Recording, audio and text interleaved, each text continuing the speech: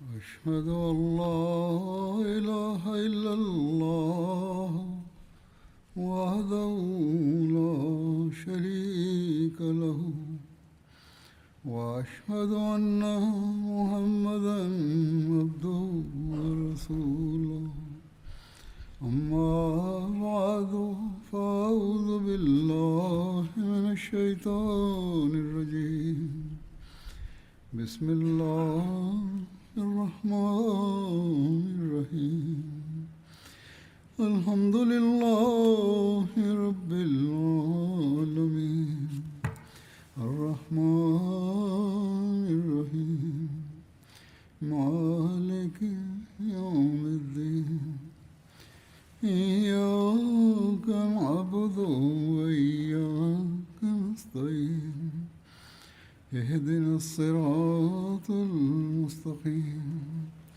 صراط الذين أنعمت عليهم غير المغضوب عليهم ولا الضالين. Bei Usman bin Talha. Als die Eroberung von Mekka bevorstand, bat Hazrat Ali darum, neben der Ehre der Wasserversorgung, also Sakaya, auch die Ehre des Schlüsselträgers zu erhalten, also dass ihm der Schlüssel der Kaaba übergeben werde. Doch als der heilige Prophet zusammen aus der Kaaba herauskam, ließ er Usman bin Talha rufen und gab ihm den Schlüssel zurück und sagte: Al-Yawma Yawma Birrin wal Wafain. Der heutige Tag ist der Tag der Güte und der Erfüllung des Versprechens. Zu dem Zeitpunkt hatte Hazrat Usman bin Talha bereits den Islam angenommen. Über die Einzelheiten, weshalb der heilige Prophet zusammen dies sagte, heißt es: Vor der Auswanderung hatte der heilige Prophet zusammen einst Hazrat Usman bin Talha nach den Schlüssel der Kaaba gebeten. Dieser antwortete beschimpfend und verwendete dabei eine äußerst obszöne Sprache. Doch der heilige Prophet zusammen blieb währenddessen unglaublich ruhig und sagte: Ja Usman, la'allaka satara hazal miftah yawmun biyadi azahu haysa shit. Das bedeutet, O Usman, merke dir, eines Tages wird dieser Schlüssel in meinen Händen sein. Und dann werde ich ihn nach meinem Willen dem geben, dem ich möchte. Usman entgegnete: Sollte dies jemals geschehen, dann wird jener Tag der Tag des Untergangs und der Erniedrigung für die Quraysh sein. Der heilige Prophet sagte: Er sagte: Nein, ganz im Gegenteil, an jedem Tag wird die wahre Ehre der Quraysh und ihres Volkes erblühen. Der heilige Prophet erinnerte sich noch an all die Ungerechtigkeiten, die ihm widerfahren waren. Dennoch begegnete er jenen Menschen mit Güte und Vergebung.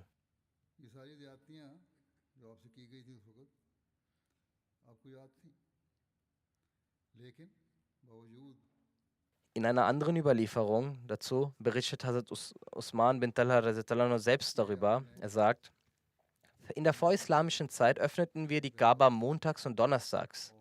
Eines Tages kam der heilige Prophet zusammen mit einigen Gefährten und wollte die Kaaba betreten. Ich wies ihn jedoch in äußerst beleidigender Weise zurück. Doch der heilige Prophet blieb völlig ruhig und sagte nur: O Usman, eines Tages wird dieser Schlüssel in meinen Händen sein und dann werde ich ihm denjenigen geben, dem ich will. Heute war jener Tag gekommen. Also Usman erinnerte sich an alles, was damals geschah. Und auch der heilige Prophet hatte es nicht vergessen. Doch er sagte: Usman, nimm deinen Schlüssel in Obhut. Trotz allem, was geschehen war, übergab der heilige Prophet ihm den Schlüssel erneut und sagte: Nimm den Schlüssel, ich gebe ihn dir. Heute ist der Tag der Güte und der Erfüllung des Versprechens. Nimm diesen Schlüssel für immer.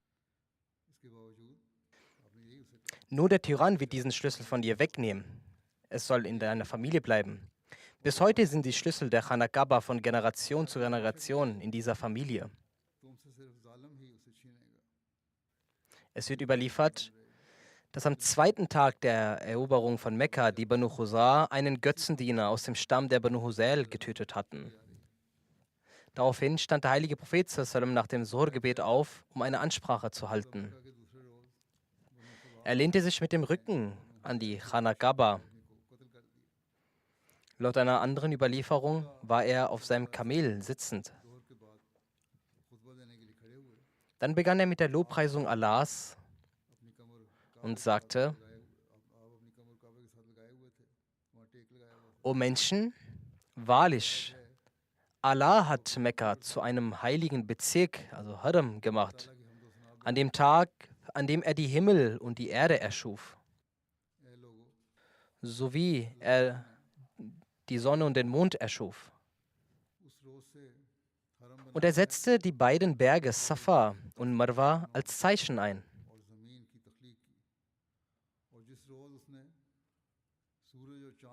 Nicht die Menschen haben diesen Ort zum heiligen Bezirk gemacht, sondern Allah hat ihn geheiligt. Er bleibt ein heiliger Bezirk bis zum Tage der Auferstehung. Daher ist es für denjenigen, der an Allah und den jüngsten Tag glaubt, nicht erlaubt, in diesem Gebiet Blut zu vergießen oder Bäume zu fällen. Dieser Ort war weder vor mir jemanden zur Kampfhandlung erlaubt, noch wird er nach mir jemandem für die Kampfhandlung erlaubt sein. Nur mir wurde er für einen kurzen Augenblick erlaubt und danach kehrte seine Heiligkeit zurück, genau wie sie gestern war. Wer also unter euch anwesend ist, soll diese Botschaft den Abwesenden übermitteln. Und wenn euch jemand sagt, der Gesandte Allahs hat dort gekämpft, dann antwortet ihm: Allah hat es seinem Gesandten für einen bestimmten Moment erlaubt, euch aber nicht. O Menschen, derjenige, der im heiligen Bezirk jemanden tötet oder jemand anderen tötet als den Mörder selbst oder aus Vergeltung für ein Verbrechen aus der Zeit der Unwissenheit handelt, der ist derjenige, der gegenüber Allah am törichtsten ist. O Banu Khuzaa, haltet eure Hand vom Töten zurück. Ihr habt einen Menschen getötet. Ich werde dessen Blutgeld zahlen. Er sagte, ich werde sein Blutgeld leisten, dies ist ein Vertrag. Und wer nach meiner Garantie jemanden tötet, dessen Familie soll zwei Möglichkeiten haben. Entweder sie nimmt das Blutgeld an oder sie vollzieht die Tötung. Dann zahlte der heilige Prophet sallam 100 Kamele als Blutgeld für die Personen, die von den Banu Khuzaa getötet worden waren. Er übernahm das Blutgeld in ihrem Namen. In denselben Tagen kam auch der abscheuliche Plan von Fazala bin Umair ans Licht, der beabsichtigte, den heiligen Propheten zu töten. In den Einzelheiten heißt es, dass am Tag der Eroberung von Mekka es viele Menschen gab, die innerlich voller Groll waren, jedoch machtlos blieben. Einige mutige junge Männer aus Mekka, wie zum Beispiel Ikrama und so weiter, hatten sich sogar zusammengeschlossen, um bewaffnet Widerstand zu leisten. Zu jenen, die ähnliche Gedanken hegten, gehörte auch Fazala bin Umair. Er erzählt: Als der heilige Prophet sallam die Umrundung der Kaaba machte, mischte ich mich unter die Menschenmenge mit dem Plan, ihn Gott bewahre, mit einem Dolch zu töten, sobald ich ihn nahe genug käme.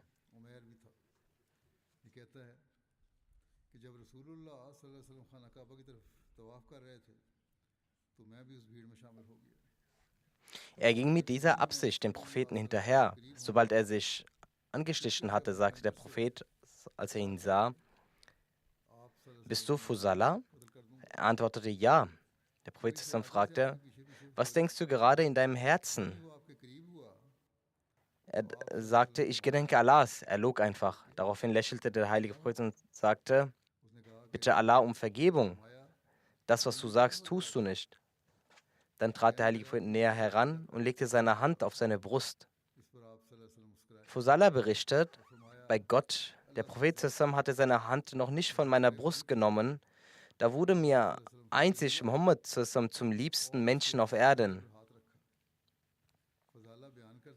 So kehrte er zu seiner Familie zurück. Also obwohl er mit einer anderen Absicht gekommen war, wurde sein Zustand danach völlig auf den Kopf gestellt. Es wird auch vom Übertritt des ehrenwerten Vaters von Hazrat Abu Bakr zum Islam in jenen Tagen berichtet. Hazrat Abu Bakrs Vater war bis zur Eroberung Mekkas nicht zum Glauben gekommen und zu diesem Zeitpunkt hatte er bereits sein Augenlicht verloren. Als der heilige Prophet während der Eroberung Mekkas in dem heiligen Bezirk Haram eintrat, führte Hazrat Abu Bakr seinen Vater zum heiligen Propheten sallallahu alaihi wasallam. Als der heilige Prophet sallallahu alaihi wasallam ihn sah, sagte er: O Abu Bakr, du hättest dir einen bejahrten Mann zu Hause lassen können. Also du bringst einen so betagten Menschen zu mir. Ich wäre selbst zu ihm hingegangen. Also Abu Bakr sagte darauf: O Gesandter Allahs, es geziemt sich eher ihm, zu ihnen zu kommen, als dass sie sich zu ihm bemühen. Also Abu Bakr setzte ihn vor dem heiligen Propheten sallallahu alaihi wasallam. Der heilige Prophet sallallahu alaihi wasallam streifte dann seine Hand über seine Brust und sagte: Nehmen Sie den Islam an, dann werden Sie in Sicherheit sein und Frieden finden. So nahm also Abu Bakrs Vater den Islam an.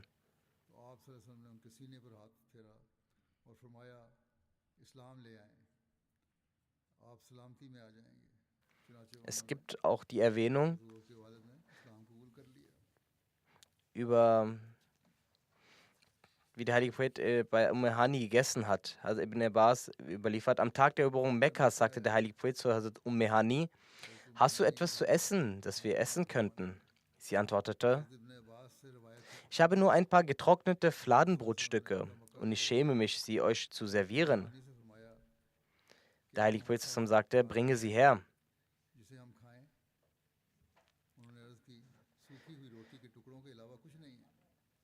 Der Prophet ließ die Brotstücke in Wasser einweichen und sie brachte auch Salz dazu. Der heilige Prophet fragte: Gibt es eine Brühe dazu? Sie sagte: O Prophet Allahs, ich habe nichts außer Essig. Dann sagte der heilige Prophet: Bring das Essig. Er goss den Essig über das Brot, aß davon und dankte Allah. Dann sagte er: Welche hervorragende Soße Essig doch nur ist. O Hani, in einem Haus, in dem Essig vorhanden ist, herrscht keine Armut. Damit zeigte er höchste Dankbarkeit und munterte auch gleichzeitig Hani auf. Das war der Zustand des Eroberers von Mekka. Obwohl ihm aus jedem Haus alle Speisen hätten gebracht werden können, begnügte er sich mit ein paar kleinen trockenen Brotstücken. Als der heilige Prophet in Mekka ankam und mit Liebe dort alles und besonders die Kaaba betrachtete, entstand in den Herzen der Ansar die Sorge, er könne vielleicht dort bleiben. Wie es im Sprichwort heißt: Liebe bringt 1000 Zweifel und quälende Einfälle mit sich. Ein Liebender macht sich immer Sorgen um seinen Geliebten. Viele Bilder von Liebe und Zuneigung sowie Anmut und Treue spielten sich bei der Eroberung Mekkas ab. Eine besonders reine und höchst erfreuliche Szene stammte von den Ansar aus Medina. Abu Huraira berichtet: Der heilige Prophet zusammen kam nach Mekka, betrat die Stadt, ging zum schwarzen Stein Hazrat Aswad und küsste ihn, vollzog dann die Umrundung des Haus Gottes und bestieg dann den Safa-Hügel. Von dort aus sah er zur Kaaba, hob die Hände und gedachte Allahs so lange, wie Allah es wollte, dass er seiner gedenkt. Und er betete zu ihm. Während die Ansar weiter unten standen, betete er und lobte Allah und betete so viel, wie Allah es wollte, dass er betet. Während sie die vielfältigen Aufgaben des heiligen Propheten und seine unglaubliche Güte gegenüber den Einwohnern von Mekka betrachteten, verloren die Ansar sich in ihren eigenen Grübeleien. Sie begannen einander zu sagen: Die Liebe des Propheten zur Heimat und zu seinem Stamm hat ihn überwältigt. Er wird wohl nun hier in seiner Stadt bei seinen nahen Verwandten bleiben. Bereits der Gedanke an eine Trennung vom heiligen Propheten machte sie sofort traurig. Als Abu Huraira berichtet: In diesem Zustand der Ansar kam eine Offenbarung auf den heiligen Propheten zusammen herab. Und wenn immer er eine Offenbarung empfing, blieb dies für uns nicht unbemerkt. Wenn sie kam, wagte niemand von uns zum heiligen Propheten zusammen aufzublicken, bis sie vorüber war. Nachdem die Offenbarung geendet hatte, sagte der heilige Prophet zusammen: O Gruppe der Ansar, sie antworten: O Gesandter Allahs, wir sind anwesend. Er sagte: Ihr habt gedacht, dass dieser Mann von seiner Heimatliebe überwältigt wurde. Sie sagten: Ja. Der Prophet sagte: Wenn das wahr wäre, was wäre dann mein Name? Ich bin Mohammed, der Diener Gottes und sein Gesandter. Ich bin um Allahs Willen zu euch ausgewandert. Nun sind mein Leben und mein Tod mit euch.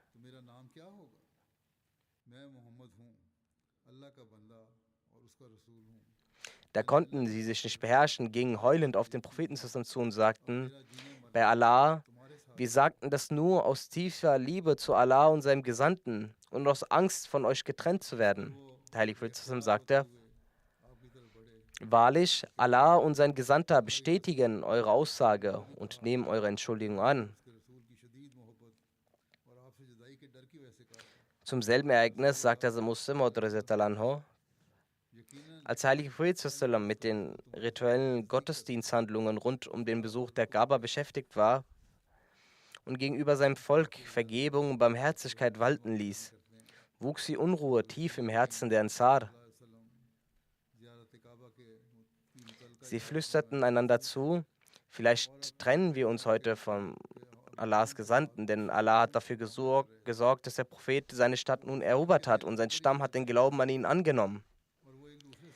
In diesem Moment benachrichtigte Allah Muhammad mittels Offenbarung über die Zweifel der Ansar und sagte: Der Prophet hob seinen Kopf, blickte zu den Ansar und sagte: O Ansar, denkt ihr, dass Muhammad die Liebe zu seiner Stadt quälen würde und dass die Liebe zu seinem Stamm sein Herz kitzeln würde? Die Ansar antworteten: Ja, o Prophet Allahs, das ist uns durch den Kopf gegangen. Der heilige Prophet sagte: Wisst ihr, wie mein Name lautet? Er gemeint ist: Ich bin Allahs Diener und sein Gesandter. Wie könnte ich euch, die ihr euer Leben in der schwachen Phase des Islam geopfert habt, verlassen und an einen anderen Ort gehen? Dann sagte er: O Ansar, das kann niemals geschehen. Ich bin Allahs Diener und sein Gesandter. Ich hatte meine Heimat um Allahs Willen verlassen und ich kann danach nicht mehr in meine Heimat zurückkehren.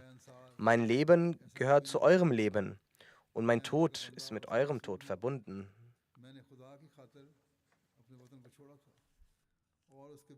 Die Leute von Medina, als sie diese Worte des heiligen Propheten hörten, seine Liebe und Treue sahen, kamen sie unter Tränen nach vorne und sagten: O Prophet Allahs, bei Gott, wir haben schlecht über Gott und seinen Gesandten gedacht.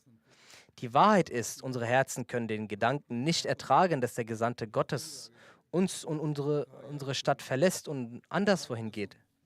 Der heilige Prophet sagte: Allah und sein Gesandter halten euch für unschuldig und bestätigen eure Aufrichtigkeit. Als also zwischen dem Gesandten Gottes Mohammed zusammen und den Leuten von Medina diese liebevollen und herzlichen Gespräche stattgefunden haben und die Augen der Leute von Mekka dabei keine Tränen vergossen, dann vergossen aber ihre Herzen ganz gewiss Tränen. Denn jener kostbare Edelstein, über den hinaus es auf dieser Welt nichts Kostbares gibt, der von Gott ihnen gegeben worden war, doch sie hatten ihn aus ihren Häusern hinausgeworfen. Und nun war er mit Gottes Gnade und seiner Hilfe wieder nach Mekka zurückgekehrt. Doch aufgrund seiner Worttreue und seiner eigenen Entscheidung und Willen verlässt er Mekka wieder und kehrt nach Medina zurück.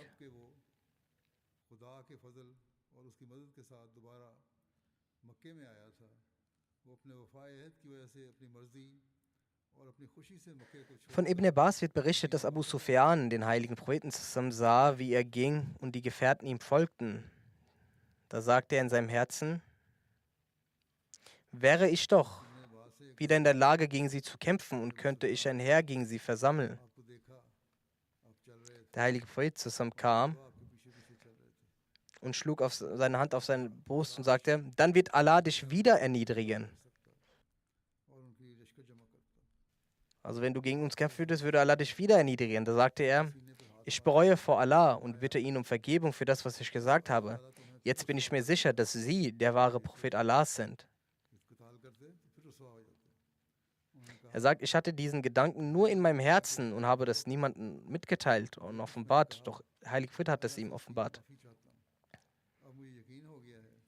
Vom Dach der Chanakaba aus wurde das Asan ausgerufen zum Sohr-Gebet. Als die Zeit für das Sohr-Gebet gekommen war, gab der heilige Prophet Hazrat Bilal den Befehl. Er stieg auf das Dach der Chanakaba und rief das Asan aus. Es wird berichtet, dass der heilige Prophet an diesem Tag alle Gebete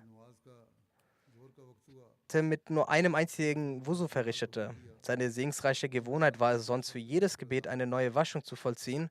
Doch an diesem Tag, als die Gefährten sahen, dass er alle Gebete mit einem Wusu verrichtete, sagte Hazrat Umar,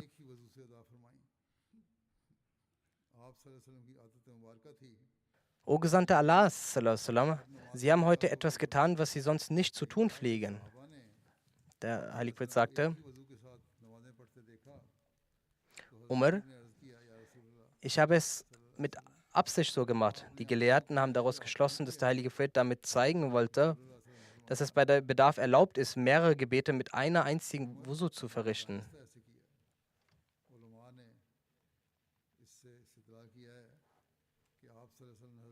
Währenddessen nahm der Prophet auch den allgemeinen Treueeid von den Menschen entgegen. Aswad bin Khlaf berichtet, dass er den heiligen Prophet am Tag der Eroberung von Mekka sah, wie er das Bett von den Menschen entgegennahm.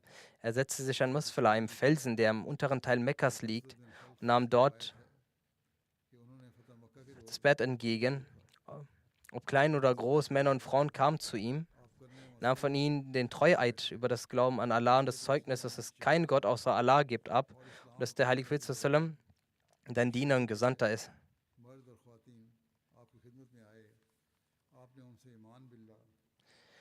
Im Ibn Jarir al-Tabri heißt es, dass sich die Menschen in Mekka versammelten, um dem heiligen Propheten den Treueeid zum Islam zu leisten. Er setzte sich auf den Berg Safa und Umar war unten. Der heilige Prophet nahm von den Menschen das Bett ab, dass sie nach Kräften Allahs und seinem Gesandten gehorchen, auf ihn hören würden. Nachdem er den Eid der Männer entgegengenommen hatte, nahm er auch den Eid der Frauen ab. Unter diesen Frauen war auch Hind, die Ehefrau von Abu Sufyan. Sie trug einen Schleier, da sie fürchtete, der heilige Prophet zusammen könnte auf die Behandlung ansprechen, die sie gegenüber Hazrat Hamza verübt hatte. Sie befürchtete, dass sie dafür zur Rechenschaft gezogen würde. Als die Frauen in die Gesellschaft des heiligen Propheten kamen, sagte er, leistet mir den Eid, dass ihr Allah nichts beigesellen werdet und ihr nicht stehlen werdet. Da sagte Hind, bei Allah, manchmal nehme ich etwas vom Besitz von Abu Sufyan. Ich weiß nicht, ob es mir erlaubt ist oder nicht. Abu Sufyan war auch anwesend, hörte dies. Er sagte, was du in der Vergangenheit genommen hast, ist dir erlaubt. Möge Allah dir vergeben. Der heilige Prophet erkannte Hind und sagte, bist du Hind bint Uqba? Sie sagte, ja. Aber verzeihen Sie mir, was in der Vergangenheit geschehen ist.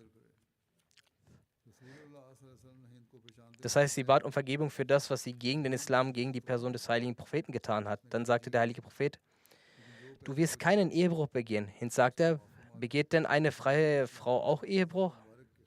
Der heilige Prophet sagte, du wirst deine Kinder nicht töten. Hind sagte, wir haben sie in der Kindheit aufgezogen, doch als sie groß wurden, haben sie in Badr getötet. Das wissen sie besser. Oder die Kinder. Als der heilige Prophet das hörte, lachte er und Hazrat Umar. Dann sagte der heilige Prophet, du wirst keine Verleumdung verbreiten, die du selbst nicht gesehen hast.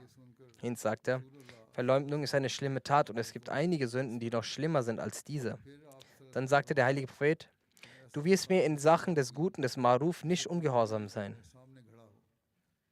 In einer Überlieferung heißt es, dass Hind bint Utba erkannte, dass sie in die Irre gegangen war und deshalb zu ihrem Mann Abu Sufyan sagte, ich möchte dem Propheten Muhammad sallam den Treueeid leisten. Abu Sufyan war erstaunt und fragte, bisher hast du dich doch stets geweigert. Wie kommt jetzt dieser plötzliche Wandel? Sie sagte bei Allah, ich habe am Tag der Eroberung von Mekka gesehen, wie Muslime mit Mohammed zusammen beteten. Die ganze Nacht hindurch beteten die Gefährten von Mohammed in der Khana Kaaba. Der eine stand, der andere war in der Verbeugung, Ruku, ein anderer im Sajda in der Niederwerfung. So habe ich noch nie jemanden beten sehen. Abu Sufyan sagte, dann geh mit jemandem aus deinem Volk. Darauf gingen sie zu Hazrat Umar. Das heißt, wenn du zum heiligen Propheten gehen willst, dann geh mit jemandem aus deinem Stamm. Sie gingen zu Hazrat Umar, nahmen ihn mit und begab sich in die Gesellschaft des heiligen Propheten zusammen.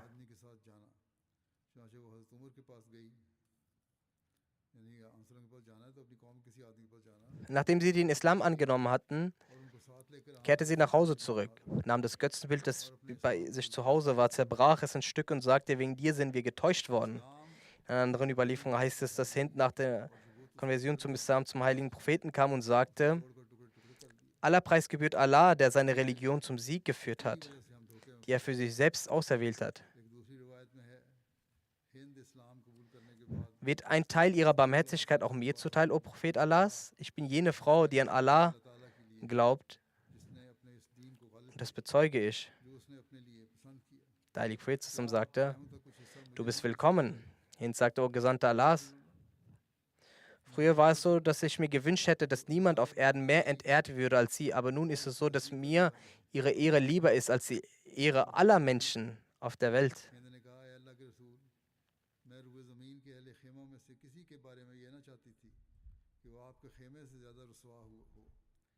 Islam zeigt Hazrat Hind ihre Liebe und Aufrichtigkeit gegenüber dem heiligen Propheten sallam. Auf eine besondere Weise. Sie ließ 2 Gerichte mit zerbratenem Ziegenfleisch, sagte, meine Herrin hat diese Speisen geschickt und bittet um Entschuldigung, dass derzeit nur wenige ihrer Ziegen Jungen haben. Deshalb konnte sie nicht mehr schicken. Daraufhin sagte der heilige Prophet sallam, möge Allah Segen in deine Ziegen und ihre Nachkommen legen. Die Dienerin berichtete später bei Allah, ich habe bei ihr eine so große Zahl an Ziegen und deren Nachwuchs gesehen, wie ich sie zuvor noch nie gesehen hatte. Also Hind sagte dazu, das ist die segensreiche Wirkung der Gebete des heiligen Propheten. Also Muslim hat das Ereignis des Bad von Hind, der Ehefrau von Abu Sufyan, wie folgt erwähnt. Dies ist dieselbe Frau, die einst die Verstümmelung von Hazrat Hamza veranlasst hatte. Er hielt es für angebracht, ihr für diese grausame und unmenschliche Tat eine Strafe zukommen zu lassen. Doch zu dieser Zeit war bereits das Gebot des Schleiers offenbart worden. Als die Frauen für den Treueeid zum heiligen Propheten kamen, kam auch Hind verschleiert mit ihnen und legte das Bett ab.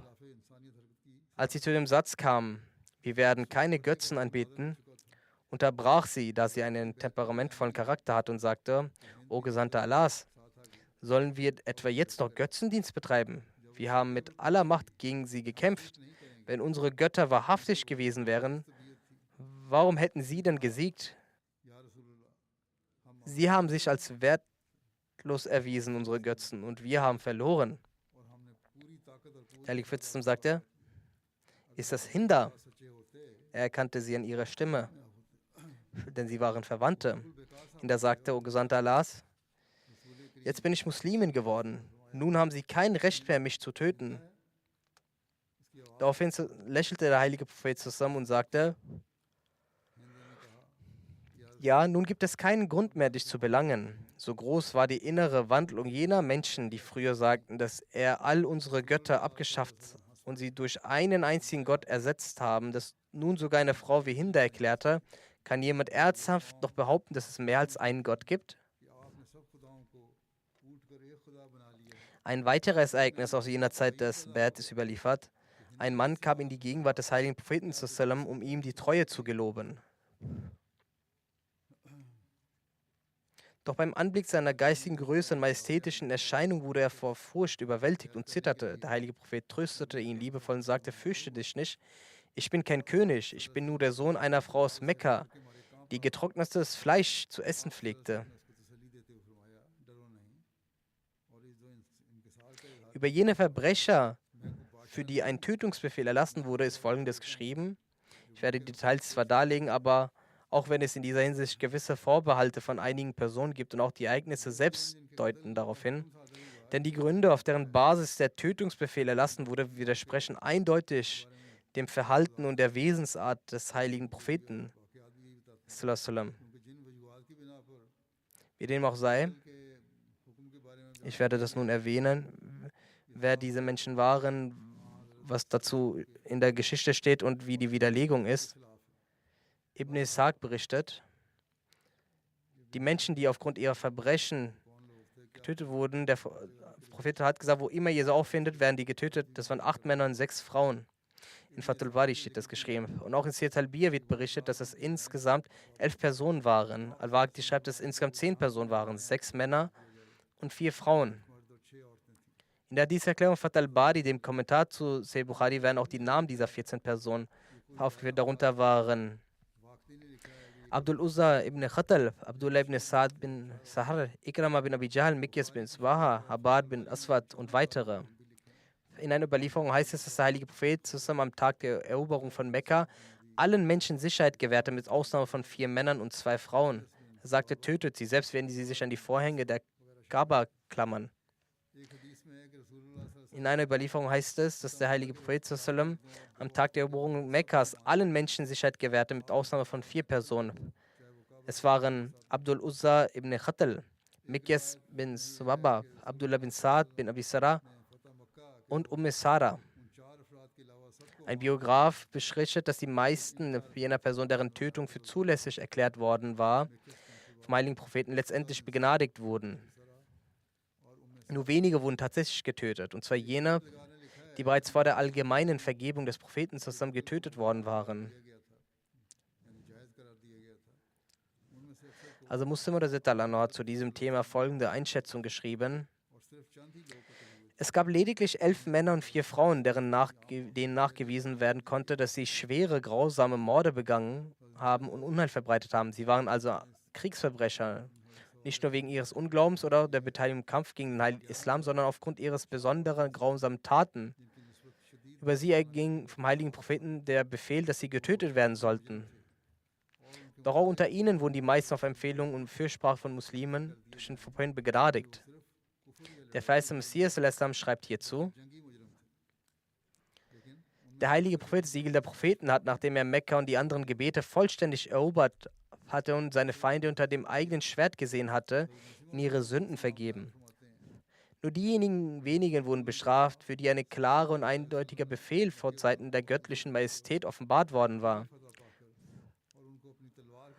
Über sie hatte Allah Ta'ala selbst eindeutig geurteilt. Abgesehen von diesen ewig Verfluchten hat der heilige Prophet allen anderen Feinden ihre Schuld vergeben. In den historischen Überlieferungen werden auch die Gründe genannt, weshalb bestimmte Personen getötet wurden, wobei diese Begründungen nicht vollständig überzeugend erscheinen. Dennoch gebe ich sie im Folgenden wieder. Es steht geschrieben, der erste Name, der in diesem Zusammenhang erwähnt wird, ist Abdul Uzza ibn Khatal. Er hatte zunächst den Islam angenommen, woraufhin der heilige Prophet ihm den Namen Abdullah gab. Er wanderte nach Medina aus und wurde vom heiligen Propheten beauftragt, die Zakat einzusammeln. Mit ihm reiste ein Mann aus dem Stamm der Banu Khuzaa, der für ihn kochte und ihm diente. Beide machten an einem Ort Halt, an dem sich Menschen versammelten, um ihre Zakat abzugeben. Ibn Khatal befahl dem Khuzaa-Diener, das Essen vorzubereiten, legte sich dann zur Mittagszeit schlafen. Als er wieder aufwachte, sah er, dass der Diener ebenfalls schlief und nichts vorbereitet hatte. In Wut geriet er außer sich, nahm sein Schwert und tötete den Mann. Danach kehrte er dem Islam den Rücken und floh nach Mekka, wurde also Apostat und suchte Zuflucht bei den Quraysh.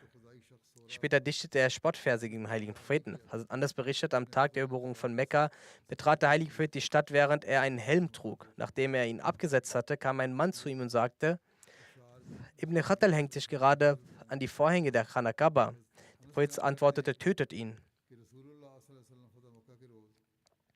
Der zweite ist Mikyas bin Sababa. Er hatte den Islam angenommen, um einen Ansari-Sahabi zu töten. Ein Ansari-Sahabi hatte während eines Feldzugs den Bruder von Mikyas versehentlich für einen Feind gehalten und getötet. Mikyas nahm die Blutgeldzahlung für seinen Bruder an und tötete dennoch den Ansari-Sahabi. Anschließend verließ er den Islam und kehrte nach Mekka zurück. Am Tag der Eroberung von Mekka tötete ihn Hazrat Namila bin Abdullah Raziyallahu anhu. दुश्मन समझकर गलती से कत्ल कर दिया था। मिकियस ने भाई की दियत भी ली और अंसारी साहबी को शहीद भी कर दिया। फिर इस्लाम तर्क करके Dann gibt es Huayt bin Nuqayt, der heilige Prophet, er ließ einen Befehl zu seiner Tötung, so steht es geschrieben, da er den heiligen Propheten zu seinem Schmerzen zugefügt hatte. Hazrat Ali tötete ihn. Ein Historiker schreibt, dass der Grund für die Tötung von Huayras ibn Nuqayt darin lag, dass er den heiligen Propheten Schmerzen zufügte. Doch es muss einen anderen Grund auch für seine Tötung gegeben haben, da der heilige Prophet keine persönliche Rache nahm. लिखता है कि हवारस बिन नुकैस के कत्ल की वजह यही वजह मिलती है कि वो रसूलुल्लाह सल्लल्लाहु अलैहि वसल्लम को इज़ा पहुंचाता था। Dann gibt es Huwairis bin Talat al-Khuzai, der Spottgedichte über den heiligen Propheten verfasste. Auch er wurde von Hazrat Ali getötet. Dann gab es die Sklavin von Ibn Qatl Karina, auch anders genannt, die Spottgedichte über den Propheten sang. Sie wurde ebenfalls getötet. Es wird berichtet, dass insgesamt etwa 14 oder 15 Personen getötet wurden. ये आपके बारे में हजरिया अशार गाती थी। Doch bei genauerer Untersuchung zeigt sich, dass diese Zahl nicht korrekt ist. Die Verbrechen, die als Grundlage für die Tötung genannt wurden, deuten darauf hin, dass Historiker Fehler gemacht haben. Die Mehrheit der angegebenen Verbrecher besteht darin, dass diese Personen abtrünnig wurden, dem Propheten Schmerzen und Leid zufügten oder Spottgedichte über ihn verfassten. Diese Anklagen zeigen, dass es sich um spätere Interpretationen handelt, denn die Vorstellung, dass Apostasie oder die Beleidigung des heiligen Propheten mit dem Tod bestraft werden müsste, ist entgegen dem heiligen Koran und der Sunna des heiligen Propheten sallam, und somit eine spätere Entwicklung. ज़माने की सोच है। Zu Zeiten des heiligen Propheten gab es so etwas nicht. रसूल सल्लल्लाहु अलैहि वसल्लम Da der heilige Koran eindeutig zeigt, dass Apostasie nicht mit dem Tod bestraft wird und weder aus dem heiligen Koran noch dem Vorbild des heiligen Propheten hervorgeht, dass das Zufügen von Leid oder das Verfassen von Spottgedichten mit dem Tod bestraft wird, कि इर्तिदाद की सज़ा कत्ल नहीं है। जब कुरान और so ist klar, dass die Personen, die bei der Eroberung Mekkas getötet wurden, andere Verbrechen begangen haben müssen. Wie Hazrat Muslim schrieb, waren es Kriegsverbrecher oder Mörder.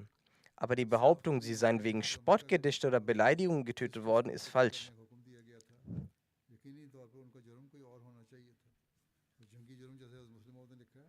Der bekannte Biograf aus dem indischen Subkontinent, Allama Shibli Nomani, kritisiert diese Überlieferung und schreibt, dass Biografen berichten, der heilige Prophet habe zwar den Bewohnern Mekkas Amnestie gewährt, aber für 10 Personen den Befehl erteilt, sie zu töten, wo man sie finde. Einige davon, wie Abdullah bin Qatal und Mikyas ibn Sababa, waren Mörder und wurden aus Vergeltung getötet.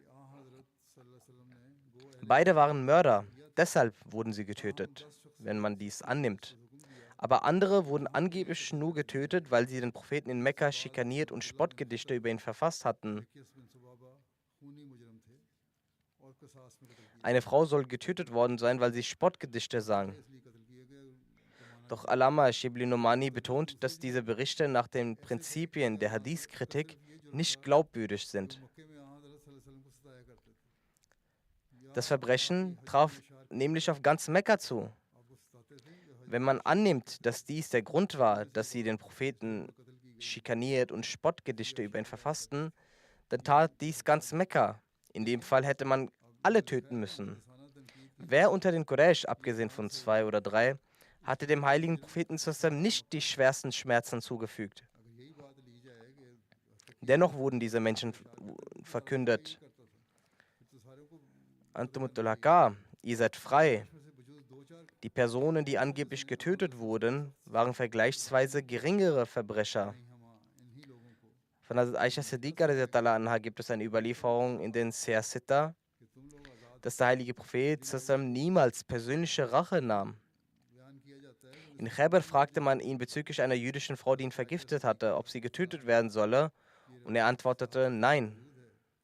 कि हज़रत सल्लल्लाहु अलैहि वसल्लम ने किसी से Wenn eine jüdische Frau in Khaybar, die den Propheten vergiftete, durch die Gnade des Gesandten Allahs verschont wurde, wie könnte dann geringeren Verbrechen in der heiligen Stadt Mekka die Vergebung des Propheten verwehrt bleiben?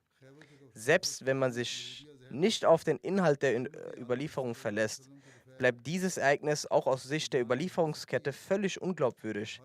Selbst wenn man es nicht nach der Vernunft prüft, ist die Überlieferung dennoch falsch. अगर दरायत पर कनात न की जाए In Sahih Bukhari wird nur die Tötung von Ibn Khatl erwähnt und es ist allgemein anerkannt, dass er aus Vergeltung getötet wurde. Auch die Tötung von Mikyas war eine rechtmäßige Vergeltung. Die Berichte über andere Personen, die angeblich getötet wurden, weil sie den Propheten schikaniert hatten, और ये उम्र enden bei Ibn Ishaq und sind nach den Prinzipien der Hadith-Wissenschaft Munqati, also ununterbrochen, जिन लोगों की und sind daher nicht glaubwürdig. निस्बत हुक्म कत्ल की वजह बयान की जाती है कि वो किसी ज़माना में आन रसूल को सताया करते थे वो रवायतें सिर्फ इब्ने इसहाक तक पहुंचकर ख़त्म हो जाती हैं यानी असूली हदीस की रूह से Die glaubwürdigste Überlieferung stammt aus Sunan Abi Daud, in der es heißt, dass der heilige Prophet sallallahu alaihi wasallam am Tag der Eroberung Mekkas sagte, एतबार नहीं 4 Personen würde keine Amnestie gewährt werden. Abu Daud merkt jedoch an, dass er keine den Anforderungen entsprechende Überlieferungskette gefunden habe. Andere Quellen bestätigen ebenfalls, dass diese Überlieferungen schwach sind. नहीं दिया जा सकता अबू दाऊद ने इस हदीस को नकल करके लिखा है कि इस रवायत की सनद जैसी चाहिए मुझको नहीं मिली अबू Dawood Es besteht kein Zweifel, dass einige Anführer der Quraysh, die führenden Gegner des Islam waren, bei der Nachricht von der Ankunft des Propheten aus Mekka flohen. लिखा है Aber dies ist nur Ibn Ishaqs Vermutung, dass sie flohen, weil ein Tötungsbefehl gegen sie erlassen wurde. Letztlich wurde bei der Eroberung Mekkas nur die Tötung einiger weniger Personen beschlossen, und dies waren jene, über die der absolut Gerechte, der verheißene Messias zusammen erklärt hat, dass nur jene wenigen Personen bestraft wurden, für die ein eindeutiger Befehl seitens des Propheten ergangen war, nämlich 3 oder 4 Personen. Abgesehen von diesen von Anfang an Verfluchten, wurde jedem Feind seine Schuld vergeben. उन्हीं चंद लोगों को सजा दी जिनको Das ist der wahre Hintergrund. Daher ist es falsch zu behaupten, dass so viele Menschen wegen Spottgedichten oder Beleidigungen getötet wurden. इन नजली मलूनों Das ist alles falsch. हर यक दुश्मन का गुनाह Weitere Details werde ich inshallah später darlegen. Die Lage in der Welt ist Ihnen allen bekannt. Beten Sie weiterhin. बख्शिया थे तो इन साल Wie ich bereits mehrfach erwähnt habe, sage ich es immer wieder. बाकी इंशाल्लाह आइंदा बयान करूंगा In Notzeiten habe ich stets darauf hingewiesen, und ich wiederhole es erneut, dass die Menschen, die dazu in der Lage sind, Vorräte für einige Monate zu Hause lagern sollten. कहता रहता हूँ Mittlerweile haben einige Regierungen ihren Bürgern empfohlen, Vorräte für 3 Monate bereitzuhalten. कई दफ़ा हंगामी हालात के लिए लोगों को इसको Möge Allah der Welt gnädig sein und sie vor den gefährlichen und schrecklichen Folgen eines Krieges bewahren. आज हुकूमतों ने भी अपने लोगों को कहा है कि 3 महीने का राशन रखें अल्लाह ताला Ich werde nun einige Verstorbene erwähnen und nach dem Gebet ihr Totengebet auch verrichten. जंग के खतरनाक खौफनाक हालात से बचाए मैं कुछ मरहूमीन का Die erste ist Amtun Nasim Nigat Sahiba, die Ehefrau von Raja Abdul Malik Sahib. एक है इनमें पहले ही है अब्दुल नसीर निगत साहब हैं राजा अब्दुल मलिक साहब की अहलिया Sie verstarb vor wenigen Tagen im Alter von 70 Jahren in Live in Radion. Die Verstorbene war Musia gewesen. Sie war die Enkelin von Hazrat Mirza Sharif Sahib und die Enkelin von Hazrat Nawab Abdul Hafiz Begum Sahiba. वफात हुई इन्ना लिल्लाहि व इन्ना इलैहि राजिऊन Sie war die Tochter von Huma मुसियत Colonel Mirza Daud Ahmed Sahib. हज़रत मिर्ज़ा शरीफ अहमद साहब रज़ियल्लाहु अन्हु की पोती थी Sie lebt auch einige Zeit in den USA, wo sie etwa 10 Jahre lang als Sekretärin für Finanzen und als Sekretärin für Serfat in der Lajna Imaila diente. America में भी इन्होंने कुछ लंबा अरसा गुजारा है Ihre Tochter Amna berichtet, 10 साल गुजरी dass sie regelmäßig und stillschweigend Sadqa, also Almosen gab. Alle paar Monate verteilte sie gezielt Almosen an Bedürftige und leistete finanzielle Unterstützung. आमना कहती हैं कि सदका देने में बहुत बाकायदा थी खामोशी Sie ließ auch Häuser für Arme bauen. और थोड़े थोड़े अरसे बाद Sie erzählt, तौर पे बकरा सदका दे dass sie eines Nachts im Traum sah, wie sie ihre Armreifen abnahm und ihrer Tante gab. घर भी बना के दिया गरीबों को। Daraufhin übergab sie ihr sofort die goldenen Armreifen. मैंने ख्वाब में देखा Sie war sehr gastfreundlich. अपनी चूड़ियाँ उतार के Bedürftigen hat sie sehr oft geholfen, hatte ein großes Mitgefühl. Sie erzählt weiter, dass sie einen humorvollen Charakter hatte, weshalb viele Menschen nicht wussten, aber ich habe gesehen, wie sie nachts mit großer Inbrunst betete, sodass manchmal sogar der Boden in unserem Haus zu schwingen schien. Ihre Gastfreundlichkeit war eine besonders hervorstechende Eigenschaft. ये थे इसलिए लोग जानते नहीं हैं, लेकिन मैंने देखा है उनको। Sie sagt, मैं शिद्दत से दुआ की थी कि हमारी wir haben die Art und Weise des Gedenken Allahs von unserer Mutter gelernt. Sie sprach ständig das Durud Sharif auf den heiligen Propheten und rezitierte Gedichte des verheißenen Messias. Wir haben sie so oft gehört, dass wir sie mittlerweile auswendig können.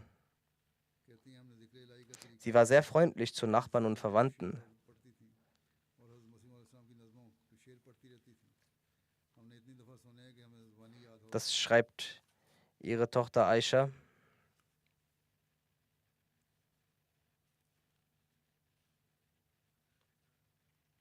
Ihr Neffe schreibt, हमसायों और रिश्तेदारों से दुआ sie half oft im Stillen und Allah informierte sie manchmal, dass jemand Hilfe benötigt. Einmal sagte sie, dass das Kind von jemandem bald heiratet, unterstützte ihn und sie schickte ihm sofort 100.000 Rupien. भी इनको बाज़ दफ़ा किसी मदद के लिए इतला कर देता था किसी के शख्स के बारे में।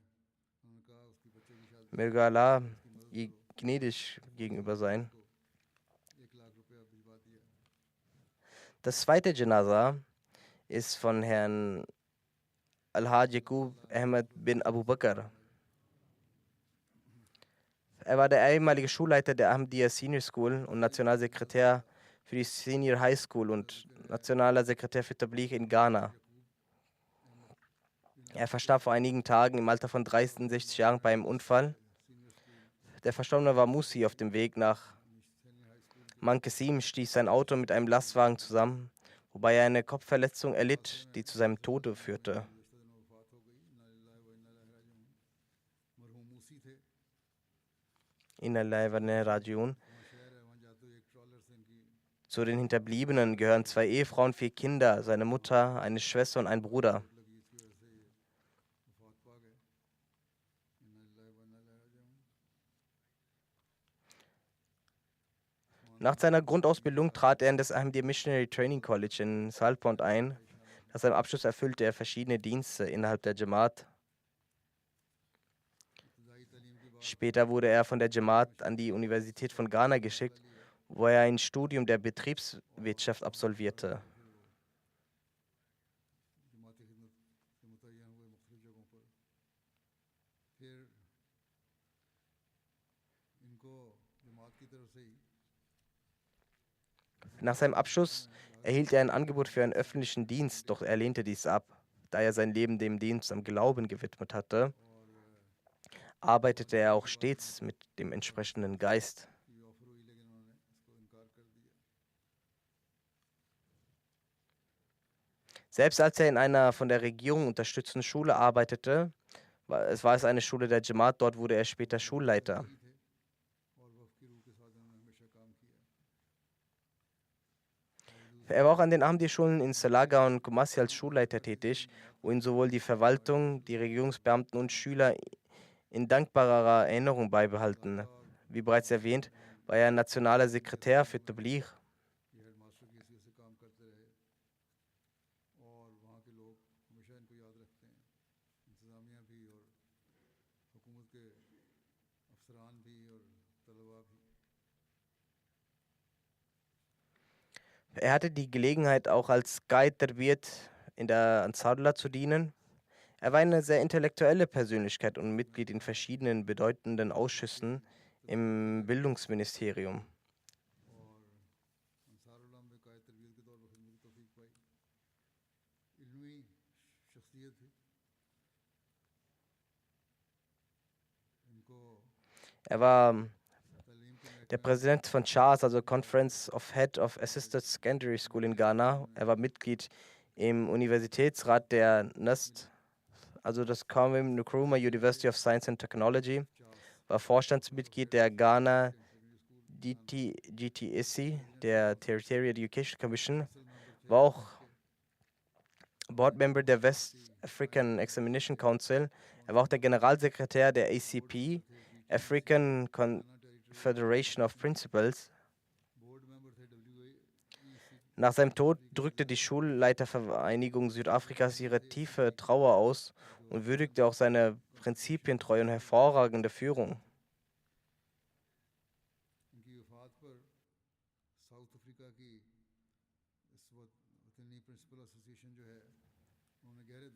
Er pflegte stets zu sagen, dass der Grund für meinen Erfolg darin liegt, dass ich mit dem Glauben verbunden bin und mit dem Khilafat verbunden bin. Er war ein sehr liebevoller Ehemann und Vater, ein Symbol für Glauben, Disziplin und Zuneigung innerhalb seiner Familie. Während des Ramsan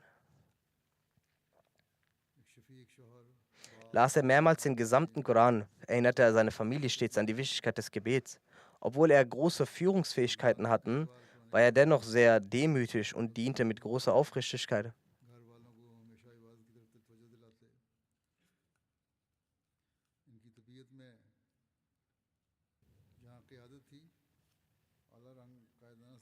Sein älterer Bruder hatte die Ahmadiyyat angenommen, so kam Ahmadiyyat in seine Familie. Sein Bruder Abu Bakr Said berichtet, dass ihr Vater ihn zum Missionary Training College in Saltput geschickt hatte. Dort absolvierte er seine Ausbildung und dann war er als lokaler Missionary tätig. Nach und nach entwickelte er sich weiter und erreichte sowohl in der Jamaat als auch in staatlichen Einrichtungen eine angesehene Position.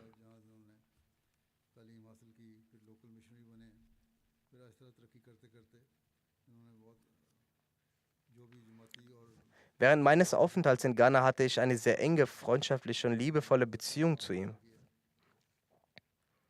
Ich übertrug ihm immer die wichtigsten Aufgaben, insbesondere die, die Vertrauen erforderten. Er war eine sehr vertrauenswürdige Persönlichkeit. Und nach meinem Khilafah nachdem ich Khalif wurde, verband ihn mit mir eine solche Beziehung, die die höchsten Maßstäbe an Aufrichtigkeit erreichte. Er war eine Person mit großer Ehre für die Jamaat und das Khilafat. Seine Mutter sagt, er war mein sehr gehorsamer Sohn. Schon seit seiner Kindheit hat er sich um mich gekümmert. Er wollte selbst Hajj machen, bestand aber darauf, dass ich zuerst Hajj mache und ermöglichte mir die Pilgerfahrt, bevor er selbst ging. Er ließ mich nie allein und nahm mich immer mit sich.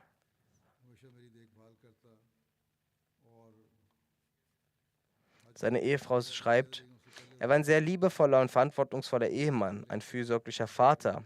Er sagte stets, dass man für die Jamaat Opfer bringen soll.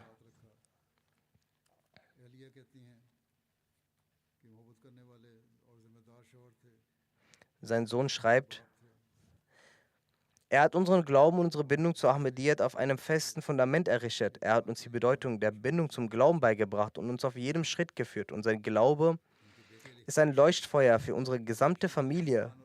Er weckte uns für das Tahajjud und Fajr-Gebet, insbesondere im Ramazan, und fastete regelmäßig montags und donnerstags. Sein Herz war voller Demut. Er begegnete jedem mit Respekt, selbst seinen Untergebenen. Er war ein sehr fröhlicher Mensch.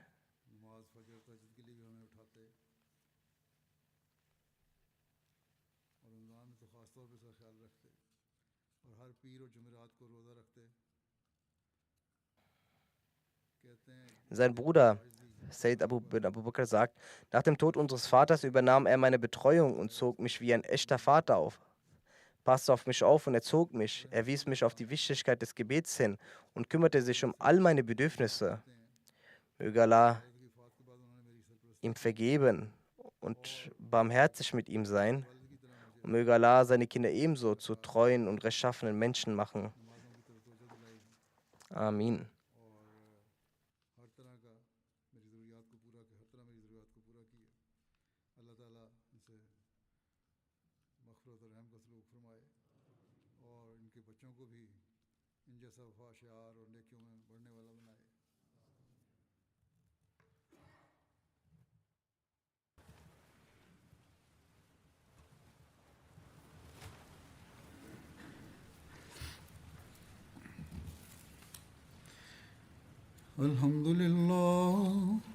الحمد لله نحمده ونستعينه ونستغفره ونؤمن به ونتوكل عليه ونعوذ بالله من شرور أنفسنا ومن سيئات أعمالنا من يهده الله فلا مضل له ومن يضلل فلا هادي له ونشهد أن لا إله إلا الله ونشهد أن محمدا عبده ورسوله عباد الله رحمكم الله إن الله يأمر بالعدل والإحسان وإيتاء ذي القربى وينهى عن الفحشاء